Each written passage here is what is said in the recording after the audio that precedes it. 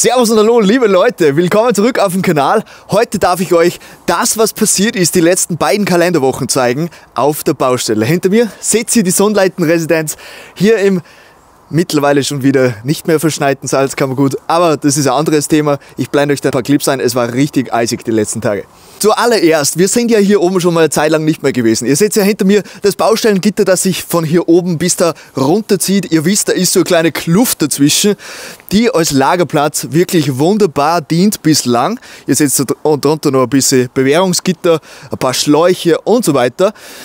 Mitte März werden wir das Thema Carport hier bei der Sonnleiten-Residenz angreifen. Das heißt, diese ganze Rückwand, die ihr hier sehen könnt, das Betonelement, oder es sind ja mehrere Betonelemente, das wird die Rückseite von diesem Carport-Element.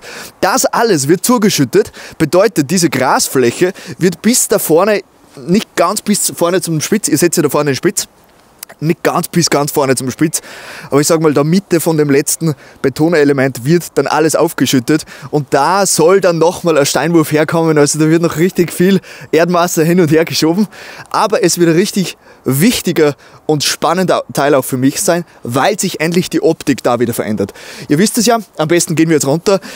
Da unten ist ja brutal viel Platz, also von links nach rechts, es ist breit, es ist tief, es ist lang, also da ist wirklich einfach nur brutal viel Fläche. Hier unter uns startet ja dann das Carport mehr oder weniger, bedeutet, das da vorne wird alles verschwinden und da wird dann auch alles mit dem Dach eigentlich verdeckt. Dadurch wird man da unten fast gar nichts mehr sehen vom Eingang hier oben. Da kommt dann noch mal Gelände her, aber da reden wir dann im Detail, wenn es gemacht wird. Ich würde sagen, wir marschieren hier wieder runter. Das letzte Mal hat sich nicht ganz so viel getan. Ich habe die Baustelle ein bisschen sauber gemacht, also rund ums Grundstück, eigentlich vollflächig umzäunt, weil eben da drüben sind ein paar Schafe drinnen, da unten sind auch ein paar Schafe drinnen und da hat sich überall ein bisschen Plastik und so Zeugs einfach verfangen und damit der Wind nicht alles komplett verträgt, habe ich das eben alles ein bisschen zusammengesammelt, dass das ein bisschen ordentlicher ist. Ansonsten drinnen, wie ihr wisst, ihr habt ja das letzte Video gesehen, blendet euch hier oben ein, der Innenputz ist überall drauf und jetzt mittlerweile auch schon sehr weit alles getrocknet. Das heißt, es ist schon sehr, sehr cool, weil alles schon hellgrau ist. Der Josie hat es jetzt auch gerade vorher das erste Mal gesehen. Und ich habe jetzt die erste Wandlampe aufgehängt. Bin sehr gespannt auf eure Meinung. Wir zeigen sie euch am besten jetzt direkt. Dann müsst ihr mir mal Bescheid geben, was ihr dazu sagt. Ich bin echt ein großer Fan davon. Gefällt sie sehr gut. Ist etwas anderes als sonst. Und das macht es natürlich auch deutlich spannender. Hereinspaziert in die wohlig warme Stube, in das Treppenhaus hier bei der Sonnleiten-Residenz. Jetzt, ihr seht ja, ich hoffe, ihr seht es, ist ein bisschen dunkel derzeit. Da unten ist eine Lampe ausgefallen. Ihr seht die hellgrauen Wände. Es ist mittlerweile gut schön warm, weil ich eigentlich 24/7 einen Heizstrahler laufen habe und den positioniere ich immer mal woanders. Ich sage mal so, ich hatte den jetzt eine Zeit lang im zweiten Untergeschoss. Jetzt ist er mittlerweile im ersten Untergeschoss angekommen, überall wo dann langsam die Feuchtigkeit ein bisschen rausgeheizt wird, so positioniere ich das ein bisschen. Hier haben wir ja kein Fenster im Treppenhaus, weil in dem Bezug natürlich die Wandlampen noch viel wichtiger sind für das Raumkonzept und die Beleuchtung generell, weil es immer unverändert bleibt. Das heißt, es wird immer genauso cool oder eben auch nicht cool ausschauen, wenn man eben die Tür schließt. Wird aber sehr fein, wenn es gut gemacht ist und das ist natürlich das Ziel. Denkt euch da nichts, das sind meine Fetzen. Ich wische ja immer wieder die Fenster ab und ihr seht es regelmäßig pro Tag mehrmals und die sind komplett nass und deswegen trockne ich die da einfach da, weil da ist ja so der Luftzug durch. Gestartet, wir blenden es euch ein, unten im zweiten Untergeschoss im Badezimmer, also wenn du jetzt vom Tal rauf aufs Haus schaust, links hinten, im Badezimmer ist kein Fenster. Das heißt, da habe ich den Heizstrahler reingestellt und dann habe ich wirklich mal, keine Ahnung, 3-4 Tage lang hat der da durchgeblasen und geheizt. Und deswegen ist unten witzigerweise alles trockener als wie zum Beispiel jetzt ganz oben. Schauen wir gleich hin, aber liegt echt an dem, weil ich halt einfach das Gerät hier hinten einfach die ganze Zeit stehen habe. Aber es funktioniert. Ich glaube, man kann es sogar hören. Hört man es? Ja, ich zeige dann später. Aber ihr seht jetzt da rechts unten die angesprochene Wandlampe. Ich hoffe, es geht von der Helligkeit her. Ihr seht es? Sieht richtig gut aus. Ah, das freut mich, dass du das sagst. So, Meinung in die Kommentare.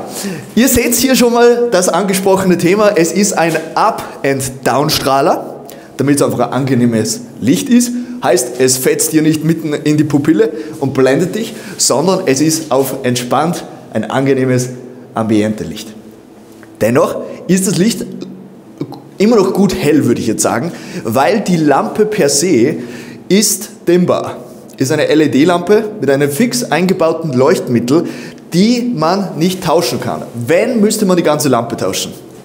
Und dieses Leuchtmittel hat natürlich, weil es LED ist, eine lange Lebenszeit, aber es leuchtet doch relativ intensiv. Das Problem ist, es gibt einen Dimmer, den man verwenden kann dafür, aber es ist nicht verbunden mit dem klassischen Lichtschalter. Normalerweise bleibt man am Lichtschalter länger drauf, dann wird es gedimmt. Es hat einen Trafo da dahinter, das ist so ein Plastikkastel, und das sorgt dafür, dass es mit diesem Dimmer funktioniert. Man braucht aber einen anderen Dimmer, um das eben mit einem Schalter zu machen. Das kann die Lampe wiederum nicht. Deswegen würde sie, wenn, nur so ausschauen. Und jetzt probieren wir was. Weil es kann ja sein, wenn ihr jetzt das Licht ein- und ausschalte, dass sie dann die Dimmbarkeit ändert, in Stufen. Das habe ich noch nie ausprobiert, gestern habe ich den Gedanken gehabt. Bleibt mal kurz da, ich schalte jetzt mal kurz das Licht aus und dann wieder ein und ja, Josie, du musst auch schauen, weil okay. Ihr könnt jetzt nicht direkt was sagen, ob es sich geändert hat, ob es heller wird oder ob es dunkler wird. Wir schauen uns das mal im Detail an. Also, bist du ready? Wir sind ready. Also ich schalte es mal aus und wieder.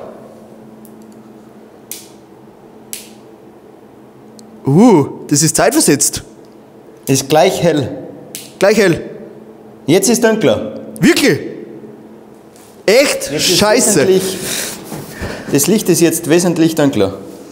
Also wir haben es auf Video. Das ist nicht geil. Das ist nicht geil. Das sollte eigentlich nicht der Fall sein.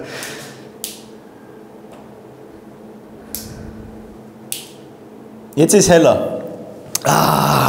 Das ist natürlich jetzt nicht so optimal, kann man sich vorstellen. Ich möchte, dass das immer gleich leuchtet. Ich möchte fokussieren auf eine Helligkeitsstufe. Das wird per se nicht funktionieren. Da muss ich mit meinem Elektriker reden, ob man da was ändern kann. Ansonsten fahre ich die Lampe total. Ich möchte noch keine Marken nennen, wie gesagt, aber es ist eine sehr, sehr geile Geschichte. Ist ein Edelstahlgehäuse bzw. Aluminium. Farbe nennt sich schwarzes Chrom. Und das Coole bei dem, also ändert gar nichts. Das Coole bei dem, du hast hier links, also oben und unten hast du da so eine runde Kugel. Das heißt, du siehst das Leuchtmittel drinnen nicht, bis zu einem extremen Winkel eigentlich. Also erst jetzt sieht man das Leuchtmittel, bis dahin siehst du gar nichts. Also wunderschön verspiegelt, nicht transparent, sondern einfach verspiegelt. Also cooles Design. Ich hoffe, dass wir da eine Lösung zu dem Thema finden. Und jetzt, wir sind ja schon fast unten. Bitte folgt mir, denn das letzte Mal, ich habe es euch hier angeschnitten, wir hatten das Thema Toilette im Haus. Nicht jeder war der Meinung, wie ich, dass die Toilette hier sein sollte, seinen Platz finden sollte. Ich habe einen Kommentar gelesen, die wollten, dass die Toilette hier reinkommt, zwar in den Technikraum, aber ihr seht es ja, da ist alles schon recht voll. Hier, das ist alles Ebene für den Installateur, also Boiler und so Zeug. Da ist das Element der Luftwärmepumpe für innen, da kommen die ganzen Kabel dann rein. Geht natürlich direkt raus zur Luftwärmepumpe, die eben draußen auf der Wand hängt. Und da kommen Anschlüsse für Waschmaschinen und Trockner her. Und vis-à-vis davon kommt ein großer Schrank her. Wie ihr seht, auch nicht Unmengen am Platz, aber zumindest hier, was sind es, 60, 70 Zentimeter auf 2,52 Meter dann, die man Platz hat auch zum Lagern. Da hat natürlich jetzt keine Toilette Platz. Dementsprechend, ihr seht es schon im Hintergrund, das ist die neu installierte Toilette. Die ist gestern neu gekommen, also wirklich brandneu. Ihr seht hier unten, das ist die Abzweigung vom Wasserschlauch. Das ist die Zuführung von Wasser in diese Wohnung. Und von hier weg geht es quasi zur Toilette. Thema war folgendes, Kanal und so. Man muss ja irgendwo hinkommen mit dem Kanal. Ich blende euch ein paar Aufnahmen ein, denn wir haben das gefilmt. Es ist der ursprüngliche Kanal in die Bodenplatte eingesetzt worden. Das heißt, mit der Bodenplatte gegossen. Eine der ersten Aktionen. Vor allem am Anfang, wenn man so dabei ist, noch nicht wirklich Ahnung davon hat, dann denkt man sich halt, ja, da ist ein Rohr, das ist wichtig und das ist super. Aber jetzt im Nachhinein versteht man erst einmal, warum es wirklich so extrem wichtig ist. Erste Option wäre gewesen, dass wir mit dem Kanal hier eigentlich rechts dahinter reinfahren und zur anderen Toilette rübergehen. Das zeige ich euch jetzt schnell. Das wäre nämlich hier drüben. Ja, das war auch mein aktueller Stand der Dinge, also... Genau, das habe ich eigentlich noch nie wirklich geteilt in der Hinsicht. Das war eigentlich, ja, rein technische Gründe. Also hier wären wir rausgekommen bei der Wand, mit dem Kanal. Und dann hätten wir hierher müssen. Ihr seht es, das sind jeweils die Wasseruhren. Bedeutet, da ist brutal viel drinnen. Da ist aber genau der Anschluss für den Kanal. Genau da drinnen. Das heißt, denkbar unpraktisch, aber es gibt tatsächlich einen zweiten Anschluss und den seht ihr eben da drüben. Eine Öffnung, die nicht verwendet worden ist. Ihr seht es, das ist das Verbindungsstück zum Toilettenkasten, also zum Spülkasten. Und hier ist der angesprochene Anschluss an den Kanal, der eben nicht verwendet worden ist und demnach jetzt super Geschichte, dass wir das dazu spülen. Ihr seht dann jetzt hier die Situation, dass die Toilette ist jetzt hier positioniert worden. Bin gestern extra nochmal angerufen worden, ob ich das wirklich hier haben möchte. Natürlich, es wird ein bisschen beengter, also da ist die Toilette, da will man dann anfänglich stehen und da will man sich hinsitzen.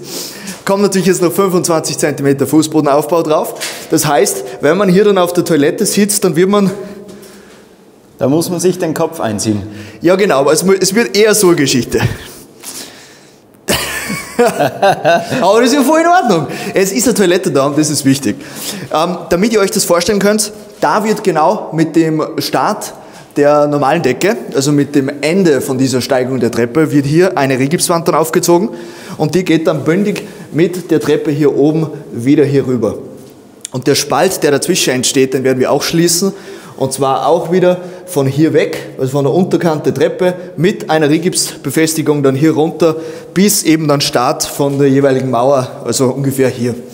Damit keine Blende, also damit keine Fläche entsteht, die einfach komplett schlecht zum Reinigen ist. Und das dahinter, der ganze Raum, es geht alles verloren. Also das ist wirklich komplett blinde Fläche, keine Ablagefläche, gar nichts, wirklich einfach nur da, um da zu sein. Ist ein bisschen verschwenderisch natürlich in dieser Hinsicht, aber wie gesagt, das ist die beste Lösung und in dem Fall ist das auch wieder eine hängende Toilette. Also doch wieder super Sache. Ich freue mich, dass das geklappt hat. Ja Leute, dann schauen wir uns den Wohnbereich an. Wir sind jetzt im untersten Stockwerk. Wie ihr seht, alles schön hell, alles schön grau. Mittlerweile komplett oder fast komplett getrocknet. Es ist so witzig eigentlich.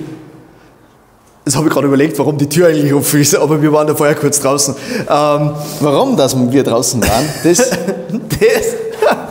Leute, ich blende euch den Clip kurz ein. Das nächste Mal, nehmt euch beim Wort, ist das nicht mehr drauf. Ja, das hängt immer noch oben. Wir haben wirklich alles probiert, was in unserer Macht steht. Wir haben leider keinen zum Abzwicken, so einen Stab zum Abzwicken, den habe ich nirgends gefunden im Haus. Ich glaube, meine Großeltern haben sowas. Muss ich mir sonst mal ausleihen. Bin nicht hochgekommen. Ich habe die Latte da drüben verwendet, das irgendwie einzukreisen, runterzuziehen. Das hält wirklich extrem. Kein Wunder, also ansonsten wäre es schon lange irgendwo hingeflogen. Aber ja, ich glaube, das bleibt fast schon ewig oben. Das nächste Mal versuche ich, dass es erledigt ist. Aber jetzt hier nochmal zum Thema. Ihr seht hier unten, dass wirklich alles hellgrau ist. Eigentlich witzig, weil wir sind im untersten Stockwerk, wo es eigentlich am kältesten ist. Vom ganzen Haus in dem Bezug. Und sie haben auch mitunter hier aufgehört, nachdem ist das Stiegenhaus gekommen. Das heißt eigentlich komisch, dass hier unten alles schon trocken ist. Wie gesagt, ich habe hier einfach die ganze Zeit diesen Heizstrahl laufen lassen und das macht schon sehr viel. Man sieht es auch hier an den Fenstern und so, da ist fast keine Feuchtigkeit, also da ist eigentlich keine Feuchtigkeit mehr da im Vergleich zu oben, das werdet ihr gleich sehen. Jetzt bekommt ihr aber mal ein Update und zwar hat sich wieder was getan bei der Altholzgestaltung. Ja, meine Damen und Herren, wir haben wieder was geändert. Und zwar, ihr wisst es ja, hier drinnen, das ist die kleinere Wohnung mit 66 Quadratmetern. Hier kommt der Esstisch her, da kommt die Couch her, da ist der Fernseher, wo der Josie steht und da hinten kommt die Küche her. Aber mein Plan war ursprünglich, dass ich das alles hier an der Wand Altholz gestalte. Mit einer Beleuchtung nach oben. Das habe ich jetzt tatsächlich geändert, aus dem Grund, weil es einfach doch ziemlich erdrückend ist, glaube ich, auf diesen kleinen Raum. Wenn man da überall einfach Altholz hat. Dementsprechend eine neue Gestaltung, die sich auch in der ersten Untergeschosswohnung über uns durchzieht, seht ihr dann gleich. Aber folgende Situation, ich blende euch auch die Visualisierung ein. Hier kommt die Küchenzeile her, bis zu diesem Start von der Küchenzeile kommt das Altholz her. Also auch hier beim Terrassenelement alles Altholz. Dann Küchenzeile. Hier die Spritzfläche dahinter wird schon nicht mehr Altholz bei der Küchenzeile. Dann geht es hier weiter. Diese Wand wird auch nur mehr gestrichen, kein Altholz.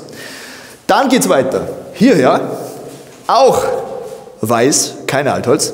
Auch hier rund um das Loftelement kein Altholz, weiß. Das gleiche zieht sich auch hierher, auch wieder weiß, diese Seite vom Kamin, diese Seite vom Kamin auch und diese Seite vom Kamin wird auch wieder weiß. Und hier startet dann wieder das Altholz. Also Altholz, Altholz, Altholz, bis dann darüber, das ist die neue Aufteilung hier drinnen, damit es nicht so erschlagend ist. Ansonsten wird alles recht dunkel, engt den Raum ein bisschen mehr ein, das möchte ich natürlich nicht. Ich möchte, dass es auch in der Weite quasi diese Wahrnehmung auch hat, dass es einfach offen ist und hell ist quasi. Gleichzeitig war das auch gar nicht so einfach hier, weil da kommt das Loftelement hierher und beim Loftelement, da hätten wir verschiedenste Ebenen. Das heißt, wir hätten hier nochmal den Aufbau vom Altholz mit Unterkonstruktion. Das heißt, entweder würde man das auf das Altholz anpassen, das Loftelement, also von der Breite her, oder eben auf den Putz. Würde man es auf den Putz anpassen, würde eben die Außenzage der Rahmen vom Loftelement deutlich dünner ausschauen, was natürlich die Optik ganz stark verändert. Deswegen habe ich gesagt, lassen wir das weiß, ist dann am einfachsten zu montieren bezüglich dem Loftelement. Die Optik wiederum ändert sich nur geringfügig, weil immer wieder Altholz in jedem einzelnen Blickwinkel drinnen sein wird. Also euer Blick jetzt genau, siehst du da rechts vom Kamin? Die Wand? Die Wand, die sieht man noch, ja. Okay, also wenn ihr jetzt hier steht, ihr steht direkt vor der Terrasse vom Element, seht ihr da rechts das Altholz und auch hier dahinter, also im Flur, kann man ja durchschauen, durch das Glas. Das heißt, man sieht auch hier überall Altholz. Dann, also jetzt drehen wir uns mal, komm du mal da zum Loftelement. Das heißt, wenn ihr jetzt aber hier steht, zum Beispiel jetzt hier reingekommen seid, dann seht ihr hier weiß, weiß, hier das Loftelement, aber ihr schaut wiederum hier auf genau diese Wand, die wieder komplett in Altholz ausgeführt worden ist. Auch wieder mit der indirekten Beleuchtung. Also dann wieder sehr, sehr passend und sehr, sehr stimmig. Das habe ich aber jetzt hier gemacht und eben in der Wohnung darüber. Und da springen wir jetzt kurz rauf. Ich darf euch begrüßen im Wohn-Essbereich, erste Untergeschosswohnung. Und ihr seht schon, was das ausmacht. Wir haben hier 2 weitere Fenster. Es ist brutal hell hier drinnen. Von der Struktur eigentlich wirklich genau gleich, außer dass eben wieder der Kamin hier komplett weiß ist und diese Altholzwand, die zieht sich natürlich dann bis darüber. Das heißt, Altholz, Altholz, Altholz und dann da auch wieder rüber bis zur Küche. Und wiederum hier wieder das ganze Element, also da alles weiß, da alles weiß, da alles weiß. Und ich blende euch auch die Visualisierung ein, denn die habe ich auch schon gemacht, um mir das so ein bisschen visuell vorzustellen. Und das lockert das alles wirklich ungemein auf. Also es ist viel luftiger, es ist viel offener und gleichzeitig spart man sich auch wieder Materialkosten und Arbeitskosten, natürlich auch nicht zu unterschätzen. Und dann kommen wir nochmal zu einem Thema, und zwar in den Schlafzimmern jeweils. Da habe ich auch die Altholzsituation geändert, und zwar nochmal ein bisschen reduziert. Tatsächlich, also hier ist der Heizstrahler, da hat es wirklich, keine Ahnung, 20 Grad da erinnern. Hier dahinter wird das Altholz hinkommen. Das heißt, da wird weiß, da wird tatsächlich auch weiß. Normalerweise hatte ich geplant, dass hier das Holz herkommt. Deswegen habe ich sogar längere Fensterbankerl eingebaut, wie ihr wisst. Die sind ja da 8 cm oder 7 cm breit und drüben sind sie nur 3 cm. Aber wenn du kein Verhältnis hast, also ein zweites Fenster zum Beispiel, dann ist es vollkommen egal. Also zum Beispiel, Josie, schau mal her. Würdest du jetzt sagen, das ist zu lang? Nein, würde nicht so. Würde ich also alles perfekt. Von dem her, es passt einfach genau. Ja, wie ihr wisst, man muss nicht alles vorher machen, alles gar nicht so tragisch. Und da vis-à-vis davon kommt ja der Kasten her und da vielleicht nochmal Arbeitsbereich. Das heißt, das wird auch alles Altholz. Also es hat doch viel Struktur und viel Charakter durch diesen alpinen Stil wiederum. Also auf jeden Fall eine ausreichende Menge Altholz. Und dennoch immer ein bisschen darauf bedacht. Ihr seht es ja auch, das haben wir jetzt beim Innenputz schon alles behirnt. Wir haben die Leibungen alle auch schon verputzt, weil natürlich kein Altholz herkommt. Das heißt, da kann man auch direkt drüber streichen. Das ist jetzt in allen Schlafzimmern passiert, außer in einem Schlafzimmer, das ist das oberste im Penthouse Richtung Nordwesten. Das wiederum, da ist gar kein Altholz drinnen, außer der Schrank. Das ist eine ganz eigene Geschichte, hat sich eben ergeben wegen der Raumsituation, aber ansonsten eigentlich sehr gleich. Den Heizstrahler stehen oben im Wohnbereich, dann kannst du ein bisschen dahin warten. Passt. Hoch geht's ins Penthouse. Wir kommen jetzt hier rein. Auch gleiches Spiel wie unten. Ihr seht es. Da ist jetzt der Unterschied. Ihr seht die Feuchtigkeit an den Fenstern. Da ist alles noch gut nass. Da, witzigerweise wirklich das oberste Stockwerk, da bleibt das alles hängen bis jetzt. Ich werde dann jetzt mal den Heizstrahler hier oben positionieren, dass hier auch die Feuchtigkeit mal wegkommt. Und weil ihr jetzt unten das alles gesehen habt, mit der Gestaltung vom Altholz, hier oben bleibt alles genauso wie es ist. Hier kommt überall Altholz her, bis zu 2,50 Meter, und da oben wird dann ein weißer Spalt entstehen, der dann das alles nochmal auflockert, weil ich eben da jetzt nicht 4-5 Meter hoch eine Wand haben möchte. Aber, das habe ich euch auch noch nicht erzählt, ich habe hier zusätzlich, Josie weiß das glaube ich auch nicht, 2 Spots positioniert über dem Wohnbereich. Ganz eigen im Vergleich zu unten. Unten habe ich das nämlich nicht, aber hier wollte ich einfach, weil eben diese Wand auch wieder Altholz wird, bis ganz oben, da wird es dann ein bisschen dunkler, ein bisschen ja, gemütlicher, ein bisschen enger auch. Und von dem her, das gut zu beleuchten, ist glaube ich ein guter Schritt. Vor allem auf der Seite ist eigentlich kein Licht in der Hinsicht, ist ja alles da, wieder mit 2 Wandlampen und dem Fernseher. Und zusätzlich zum Carport, ihr wisst es, da geht ja hier dann die Mauer wirklich da entlang, bis ungefähr hierher. Und da, wo der Josie jetzt steht, da wird dann der Müllraum entstehen. Ungefähr 7 Meter ist der lang, 5-7 Meter. Da kann man dann quasi die Mülltonnen und so platzieren, dass das alles seine Ordnung hat. Und nächste Woche, jetzt bekommt ihr einen Überblick mal, was jetzt so ansteht die kommenden Wochen. Und zwar nächste Woche das Thema Schüttung. Eigentlich hätten wir das diese Woche gemacht, aber das mit dem Kanal unten, das hat alles ein bisschen länger gedauert als gedacht, weil eben ziemlich viel los ist beim Installateur. Der ist aber dann trotzdem jetzt gestern gekommen, hat die Toilette installiert und montiert. Alles wunderbar. Bedeutet, kommende Woche kommt die Schüttung rein. Das heißt, das erste Mal, dass sich das Niveau im Haus ändert. Und das erste Mal, dass alles schon ein bisschen mehr in Richtung fertiger Fußboden, Oberkante geht. Mal in die Richtung, sage ich mal. Es ist mal die Vorbereitung und ich freue mich schon sehr drauf, habe ich noch nie gesehen. Werde auch währenddessen ein bisschen filmen, damit ihr da einen Eindruck bekommt, wie das so bei mir gemacht wird. Ansonsten, wenn ihr Fragen habt, gerne unten in die Kommentare. Lasst uns einen Like da, wenn es euch gefallen hat, hilft uns sehr hier auf YouTube. Und ich würde sagen, dann sehen wir uns wieder kommenden Sonntag, wie gewohnt, zum Video um 11 Uhr.